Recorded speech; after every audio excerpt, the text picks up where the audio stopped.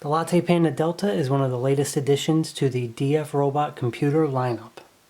You've probably seen some of the review videos trickle in, but the one thing I haven't seen is a eGPU setup. So here we go. Hey everyone, this is Project SPC. Today we're going to see what happens when we pair a Lattepanda Delta to a GTX 1650. Now you might have seen the Lattepanda Delta gain some traction in the last few weeks on some websites, but I've actually had this board since it first came out on DFROBOT a few months ago. When I first received it, I immediately tried my Lattepanda Alpha graphics card configuration, and surprisingly, I didn't get any graphics output. Baffled, I turned to the internet for answers. That's where I found an individual who runs an eGPU website who instructed me that these particular adapters are low quality. They will work with graphics cards that match the impedance of these adapters, but otherwise they are not compatible.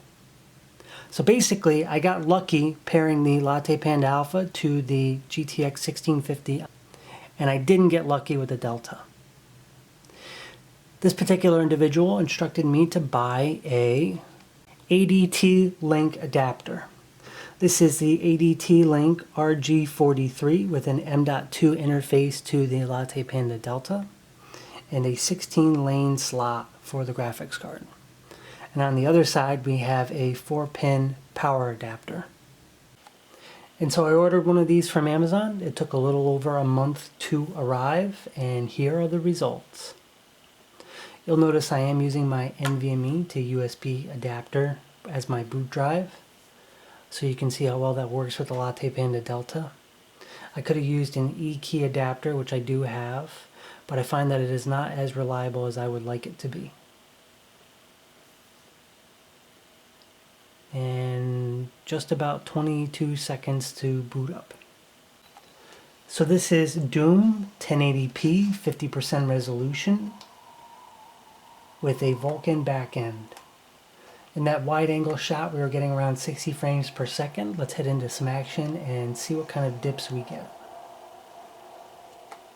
Now in the Lattepanda Alpha, when I was doing this test, I was at 100% resolution and I was getting a consistent 70 to 80 frames per second, even during the high action scenes. And it looks like we're doing okay. We're getting above 40 frames per second when we've got some enemies on screen shooting.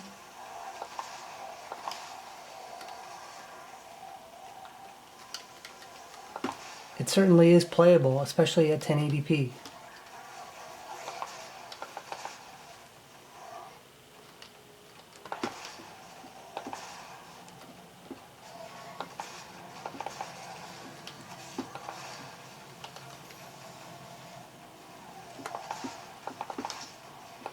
Here is Heaven Benchmark, 1080p, high settings with no anti-aliasing on. You will notice several stutters as it progresses through some of the scenes.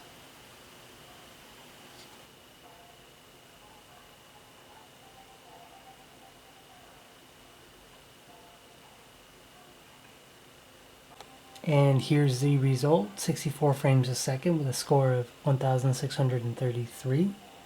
The Lattepanda Alpha 864S with the GTX 1650 got an average of 73 frames per second and a score of 1852. Here is Apex Legends 1080p low settings. You'll see that we're in the 60 to 70 range for frames per second. However, it does dip pretty low if you do have some action on the screen. You could certainly bring the minimums up a little bit by switching to 720p, which would make this a little bit more playable. This is a little racing game called Horizon Chase Turbo with the Lattepanda Alpha with the Intel HD graphics. This does struggle to get 60 frames per second all the time. You'll see even with the Delta and the GPU at 1080p, we're getting above 120 frames per second. So if anything, a GPU certainly does give a boost to other games that might not be otherwise playable on the Delta.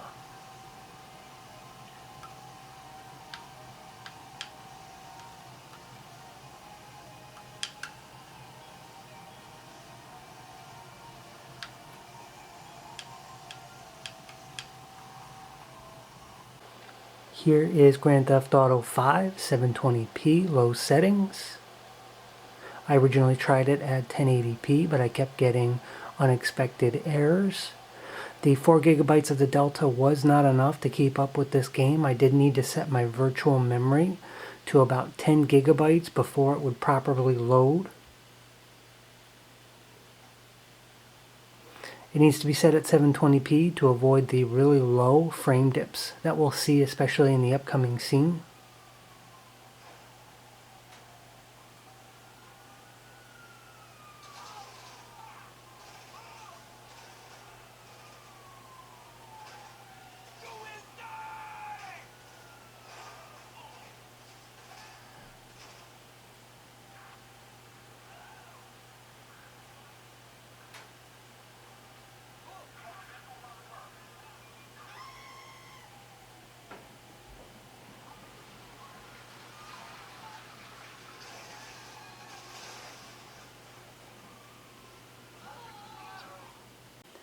So can you pair a GPU with the Lattepanda Delta? The answer is yes, but with 2 lanes of performance, 4 gigabytes of RAM, and a CPU that will almost consistently bottleneck any game you try, I can't recommend it as a dedicated gaming configuration, unlike the Lattepanda Alpha in my last video. But if you're going to buy the Lattepanda Delta for other reasons, and you have a GPU lying around, you certainly can get a gaming boost that you probably wouldn't see in some lower-end integrated graphics configurations. So if you enjoyed the video, please hit the like button, maybe even subscribe, and thank you for watching.